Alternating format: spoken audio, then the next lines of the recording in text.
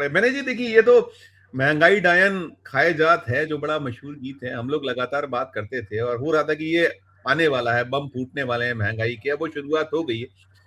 और कई ऐसे हैं, जैसे आप मेट्रोज में तो ठीक है, मेट्रोज में तो 100 के नीचे या कुछ उसके आसपास है, लेकिन जैसे बहुत सारे राज्य हैं ऐसे, बहुत सारे केंद्र शासित प्रदेश जहाँ बड़ा, जैसे मैं ये जो 111 पार है, मध्य प्रदेश का आंकड़ा है ये, और भी जगहों पर है, कई है, मध्य प्रदेश देश में 5वें नंबर पर है। तो ये तो ठीक ही ठीक है, मोदी जी की मार। फिर राज्यों में जो जैसे हमारे यहाँ वैट है, ऐसा कई सूबे ले रहे हैं। अभी तो शुरुआत है, क्या आगे नजर आ रहा है विनय जी? देखिए संजीव जी, जब पेट्रोल का प्राइस डीरेगुलेट किया गया था, मतलब उसको मार्केट के प्राइस से अटैच किया गया था, तब ये सरकार के द्वारा ये तर्क दिया गया था कि भाई जो जो जब कीमतें घटेगी तो फायदा होगा लोगों को, है ना। लेकिन क्या हुआ कि 2-3 रुपए का जो है एक बार लोगों को फायदा हुआ, उसके बाद जब तेल की कीमतें घटी तो पब्लिक को कोई उसका फायदा हुआ नहीं। उसका सारा का सारा फायदा जो है बड़ी कंपनियों को गया, है ना। अब हम लोग जानते हैं कि तेल जो है वो आज एक एक और बात भी है कि इस बीच में लगातार हम जो है जो कूटनीतिक वजहों से हम तेल लेते रहे रूस से, ठीक है ना, और उसको रिफाइन करके बेचते रहे। उसकी वजह से हमको जो नुकसान, आर्थिक नुकसान हुआ, उसका फायदा जो है पब्लिक को नहीं हुआ तेल का, और उसका नुकसान जो है लोगों को झेलना पड़ा, है ना। चूंकि तेल, हम जानते हैं तेल जो है वो सिर्फ और सिर्फ गाड़ियों के लिए नहीं चाहिए, वो कुछ टर्सरी सेक्टर का है, तो उसका खेती में फर्टिलाइजर, कितने सारे प्रोडक्ट उसके बनते हैं। तो वहाँ उसका जो प्राइस जो है वो प्राइस सेंसिटिव डिमांड नहीं है। उसका डिमांड वो लगातार रहेगी। अगर फर्टिलाइजर चाहिए तो चाहिए ही, है ना। अगर वो जो इकोनॉमिक स्ट्रक्चर के हिसाब से सरकार जब नीति लागू कर रही है तो ये नहीं देखती है कि जो सिलेंडर्स हैं या बाकी जो चीजें हैं उसका किस तरह से इस्तेमाल है। उन्होंने सीधे कह दिया कि जो हम डोमेस्टिक सिलेंडर का जो है उस पर नहीं बढ़ा रहे, कॉमर्शियल पर बढ़ा रहे हैं।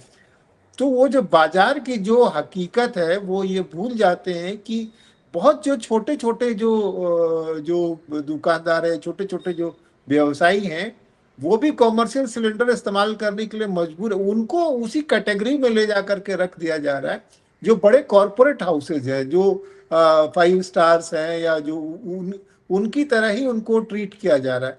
जबकि जब वो जो जो कॉमर्शियल सिलेंडर पे जब जो 1 सिलेंडर, 2 सिलेंडर या 3 सिलेंडर जो यूज करते हैं, वो बहुत ही उनका बिजनेस अनवायबल हो जाता है, वो मार्केट में सस्टेन करने लायक नहीं रहते हैं।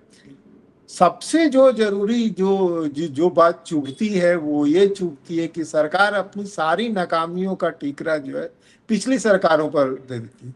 और ये कह दे रही है कि भाई हमने इसलिए नहीं दिया कि जो मनमोहन सिंह सरकार के समय में उन्होंने ऑयल बॉन्ड करके बहुत सारा कर्जा लेकर के रखा था, हम अभी उसको चुका रहे, है ना। जबकि तेल की कीमतें कम हुई थी तो हमको स्ट्रेटेजिक रिजर्व करके जमा करना चाहिए था।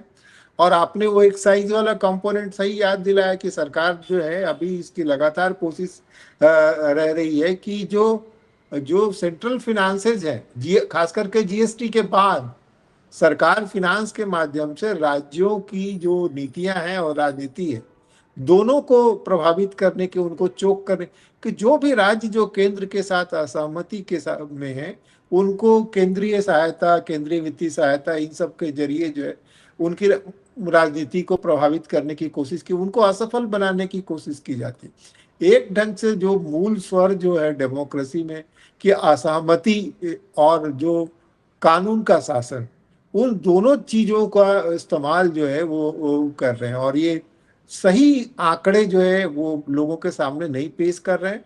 और इसमें अंतर्राष्ट्रीय स्तर पर भी हमको आलोचना का सामना करना पड़ा है, जब आईएमएफ ने कहा कि भारत सरकार ने जो डाटा उनको दिया, उस डाटा की क्वालिटी जो है वो पुअर है।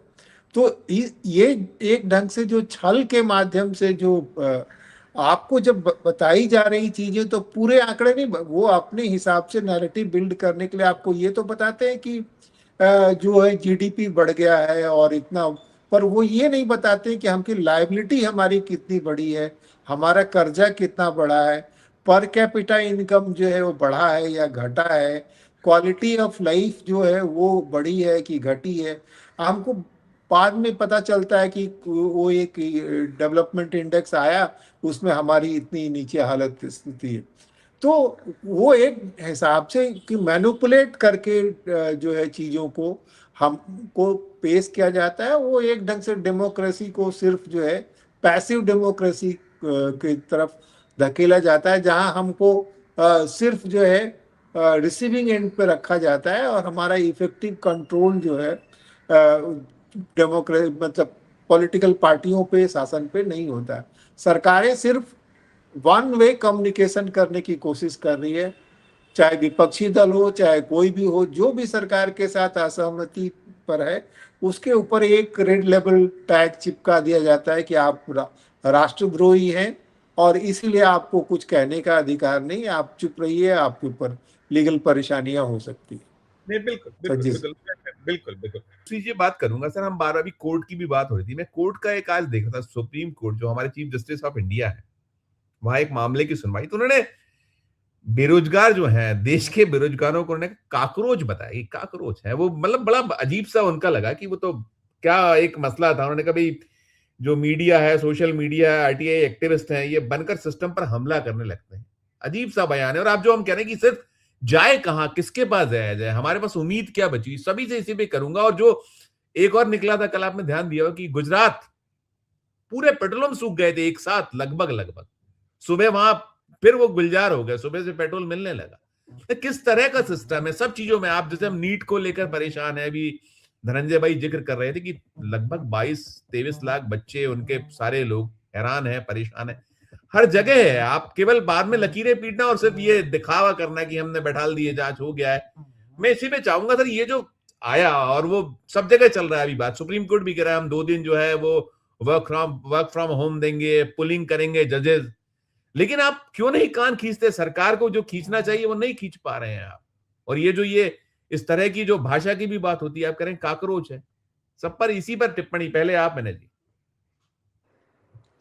संजीव जी, देखिए कोई भी जो अपील है वो अपील तब रहती है जब उसमें जेन्युइननेस और ट्रांसपेरेंसी होती है ना। जब वो कॉस्मेटिक होगी और जब उसमें साझा नहीं होगा, संवाद नहीं होगा, तो उसकी कोई अपील नहीं होती। जो हाल के दिनों में जो हुआ है वो ये हुआ है कि स्टेट का कैरेक्टर ही चेंज हो गया।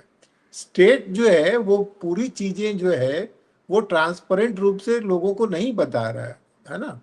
और यही वजह है कि जितना दबाव संवैधानिक संस्थाओं पर पड़ा है और जितने संविधान बनाने वाले लोगों ने जितनी सदाशयता से संवैधानिक संस्थाओं के प्रमुखों को डिस्क्रिशनरी पावर दी थी, वो सारी डिस्क्रिशनरी पावर जो है वो संवैधानिक संस्थाओं के लोग सत्ता के दबाव में जो है वो सत्ता के पक्ष में दे रहे हैं। आप देख रहे हैं कि उसके चलते राज्यपालों की क्या साख रह गई है, विधानसभा अध्यक्षों की क्या साख रह गई है, और उसके चलते किस तरह से राजनीतिक गतिविधियां जो है वो पॉलिटिकल पावर का, और किस तरह से पॉलिटिकल पार्टियों पे जो कॉरपोरेट की पकड़ बढ़ गई है, और बहुत ही बेशर्मी से पॉलिटिकल पार्टियां जो है इलेक्टोरल फंड के बारे में जो है कोई ट्रांसपेरेंसी नहीं बरतती है और सीधे सीधे जो है वो फायदा देने का काम करती है। देखिए, अगर अगर एक दे हमारे सर्वोच्च न्यायालय के उसमें बैठे कोई व्यक्ति अगर ये कहते हैं कि कार्यकर्ताओं को कॉकरोच बताते हैं, तो ये ना केवल जो है वो आम लोगों के लिए शर्म की बात है, बल्कि सर्वोच्च न्यायालय के लिए शर्म की बात है। वो कोर्ट की साख को जो है वो खुद डिफेम कर रहा है। और ये जो है वो बहुत क्योंकि जो जो बैलेंस ऑफ पावर के तहत जो अपेक्षा की गई थी सर्वोच्च न्यायालय से, तो हमारे सामने उदाहरण है वेंकट चलैया से। जब उनसे कहा गया कि आप राम मंदिर मामले में आप जो है अपनी अपनी राय रखें, तो उनको सीधा सीधा पता था कि भाई इसका दुरुपयोग होगा, तो उन्होंने लौटा दिया उस चीजों को। मना कर दिया रहने कि ये आपका पॉलिटिकल फैसला है, आप अपने हिसाब से उसको उसको की। मुझे याद है जस्टिस JS वर्मा ने निजी बातचीत में कहा था कि उनको इस बात का बहुत अफसोस है कि उन्होंने जो फैसला देते समय जो टिप्पणी की थी कि हिंदू कोई धर्म नहीं है, एक वे ऑफ लाइफ है, इसका पॉलिटिकल दुरुपयोग होगा, इसकी उनको आशा नहीं थी। और इसीलिए रिटायरमेंट के बाद एक फंक्शन में जब जब जब चाय पानी की चर्चा होती उसमें वो बाकी जो न्यायाधीशों की भी चर्चा होती उस समय में उन्होंने कहा था कि भाई मुझे इस बात का अफसोस है कि मैंने इस तरह की टिप्पणी की। अब पूरे जो हम लोग देखते कॉन्स्टिट्यूशनल हिस्ट्री में देखते कि किस तरह से जो न्यायाधीशों का जो किरदार जो रहा है उसने किस तरह से हमारी जो संवैधानिक विकास की और व्याख्या को किस तरह से प्रभावित किया। चाहे जस्टिस PN भगवती हो, उन्होंने किस तरह से सीमाओं को पहचाना है, चाहे वो PIL का मामला हुआ, तमाम चीजें जो है।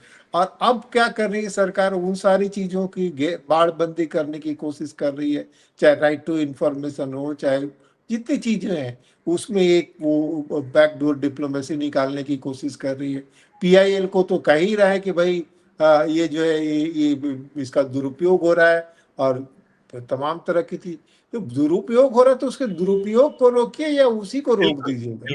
बिल्कुल, बिल्कुल।